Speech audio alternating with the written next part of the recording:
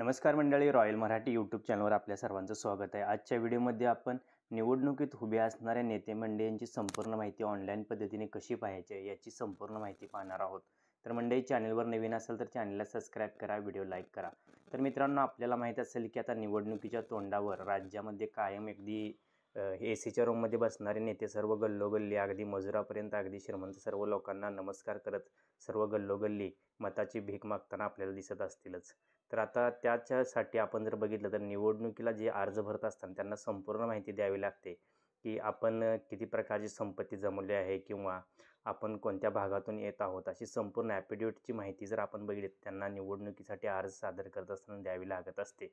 तर अशा माध्यमातून आपल्याला कळत असतं की आपण जनतेचा विकास करत असताना नेत्यांनी आपला विकास किती केलेला आहे याची संपूर्ण माहिती आपल्याला या ॲफिडेविटच्या माध्यमातून मिळत असते. तर आता ही माहिती पाहण्यासाठी आपल्याला काय करायचं आहे, तर सर्वात प्रथम आपल्याला ही माहिती पाहण्यासाठी निवडणूक आयोगाच्या वेबसाईटवर जायचं आणि तिथे वेबसाईटवर गेल्यानंतर पर्टिक्युलर आपला जो पण मतदारसंघ असेल त्या मतदारसंघातील सर्व उमेदवाराची आपल्याला लिस्ट तिथे दिसणार आहे.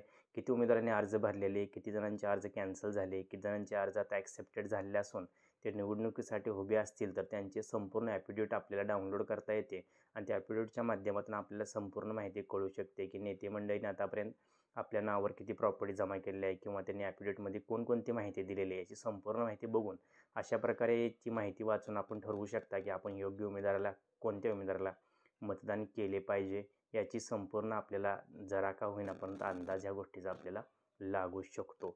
तर चला आपण पाहूया की आपल्या ह्या नेते मंडळीने त्या ॲफिडेविटच्या मार्गातून आपली प्रॉपर्टी किंवा कशा प्रकारे संपत्ती किंवा इतर माहिती दर्शवली ती पाहण्यासाठी आपण प्रोसेस पाहूया. तर मंडळी, सर्वात प्रथम आपल्याला ॲफिडेविटच्या माध्यमातून माहिती पाहण्यासाठी तर निवडणूक आयोगाची वेबसाईट आहे affidavit.eci.gov.in वेबसाईटला जायचं आहे. वेबसाईटवर गेल्यानंतर असे आपल्याला निर्वाचन आयोग, भारतीय निर्वाचन आयोग दिसून येईल, इलेक्शन कमिशन ऑफ इंडिया. त्यानंतर इथं आपल्याला सिलेक्ट करायचं आहे की assembly general election by election आपलं ऑक्टोबर-नोव्हेंबरचं आहे. इथं इथं AC जनरल सिलेक्ट करायचं. स्टेट सिलेक्ट करावं. सध्या झारखंड, महाराष्ट्रामध्ये इलेक्शन आहे तर महाराष्ट्राचं आपल्याला निवडायचं आहे. त्यानंतर सिलेक्ट फेज करायचं आहे तर एकाच फेजमध्ये इलेक्शन असल्यामुळे फेज 1 येते. त्यानंतर कॉन्स्टिट्यूशन आपल्याला सिलेक्ट करायचं आहे, कोणती कॉन्स्टिट्यूशन आपली आहे. आता त्यानंतर जर बघितलं आपण इथं सर्व प्रकारच्या महाराष्ट्रातील कॉन्स्टिट्यूशन आपल्याला देण्यात आलं आहे. जसं नागपूर दिसते, नावगाव दिसते, आपल्याला वेगवेगळ्या प्रकारच्या नाशिकच्या दिसत आहेत. अशा वेगवेगळ्या प्रकारच्या कॉन्स्टिट्यूशन आपल्याला दिसत आहे. तर सर्वात खाली गेल्यानंतर आपल्याला सिल्लोड दिसते. म्हणजे प्रत्येक तालुक्यात किंवा जिथं पण आपली कॉन्स्टिट्यूशन असणार आहे मतदारसंघात त्याची संपूर्ण माहिती आपल्याला दिसून येत आहे. आता मी सर्वात नंतर गेल्यानंतर येवला निवडत आहे. तर येवला निवडल्यानंतर आपण इथं फिल्टर जर केलं तर फिल्टर केल्यानंतर आपल्याला संपूर्ण माहिती अशा प्रकारे दिसून येते. एकदा आपण पेज रिलोड अजून एकदा करूया. रिलोड केल्यानंतर आपल्याला संपूर्ण माहिती आपल्याला अशी दिसून येत आहे. तर येवला निवडल्यानंतर आपल्याला फिल्टर करायचं आहे. फिल्टर केल्यानंतर आपल्याला जर बघितलं आपण तर या मतदारसंघात आता किती जणांनी अर्ज केले होते तर ऑल म्हणजे 36 आपल्याला इथं अर्ज आले होते. त्यापैकी 17 ॲक्सेप्ट झाले, 1 रिजेक्ट झाला आहे, 18 जणांनी विड्रॉ केलेलं आहे आणि 13 कॉन्टेस्टिंग असं दिसून येत आहे आपल्याला.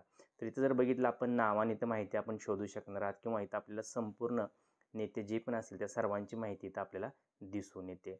जर आता यामध्ये जर आपण सिलेक्ट केलं की ॲक्सेप्टेड म्हणजे स्वीकारलेले अर्ज किती आहेत निवडणूक आयोगाने ते जर पाहायचं असेल तर आपल्याला याची संपूर्ण माहिती आता खाली दिसून येत आहे की या एवढ्या लोकांचे अर्ज सध्या ॲक्सेप्टेड झालेले असून याच्या माध्यमातून आपण इथं व्ह्यू मोवरच्या माध्यमातून आपण ह्या व्यक्तींची संपूर्ण माहिती किंवा त्यांचं ॲफिडेविट जे आहे ते पाहू शकणार आहात. तर आता जर मित्रांनो आपण जर बघितलं असं स्क्रोल डाऊन केल्यानंतर आपल्याला संपूर्ण जे पण उमेदवार ज्यांनी आतापर्यंत अर्ज भरलेत येवला मतदारसंघातून त्यांच्या सर्वांची माहिती आपण इथं नेक्स्ट पेजला जाऊन सुद्धा पाहू शकणार आहात. आणि अशा माध्यमातून आपण पाहू शकता की ह्या जे उमेदवार आहेत त्यांनी ॲफिडेविटच्या माध्यमातून आपली प्रॉपर्टी किंवा कशा प्रकारे सर्व माहिती दिली. आता फॉर एक्झाम्पल इथं छगन भुजबळ साहेब आहे, त्यांची माहिती पाहण्यासाठी आपल्याला व्ह्यू मोवर क्लिक करावं लागेल. व्ह्यू मोवरवर क्लिक केल्यानंतर आपल्याला इथे संपूर्ण माहिती दिसून येते की यांनी स्टेट ॲप्लिकेशन कधी केलेलं आहे, यांचं ॲफिडेविटमध्ये संपूर्ण माहिती काय दिलेली आहे. तर ती पाहण्यासाठी आपल्याला आपण जर बघितलं तर अशी माहिती आपल्याला दिसून येते सर्व प्रकारची. तर इथं जर आपल्याला ॲफिडेविट पाहण्यासाठी आपण सर्वात प्रथम काय करायचं आहे, इथून डाउनलोडवर क्लिक करायचं. डाउनलोडवर क्लिक केल्यानंतर ॲफिडेविट डाउनलोड होणार आहे. अशा प्रकारे कोणत्याही मतदारसंघातील आपण माहिती पाहू शकणार आहात. फक्त आपल्याला निवडणूक आयोगाने जी वेबसाईट दिली आहे वेबसाईटवर जायचं आहे. वेबसाईटवर जाऊन आपण आपला मतदारसंघ सिलेक्ट करायचा आणि त्याप्रमाणे संपूर्ण माहिती डाउनलोड करायची आहे. तर मंडळी, ही माहिती शेवटपर्यंत पाहिल्याबद्दल आपल्या सर्वांचे हार्दिक आभार. तर सतत विवेक बुद्धीचा करून येणाऱ्या बुधवारी 20 तारखेला आपल्याला महाराष्ट्र विधानसभा इलेक्शनसाठी मतदान करायचं आहे. माहिती शेवटपर्यंत पाहिल्याबद्दल आपल्या सर्वांचे हार्दिक आभार. जय हिंद, जय महाराष्ट्र.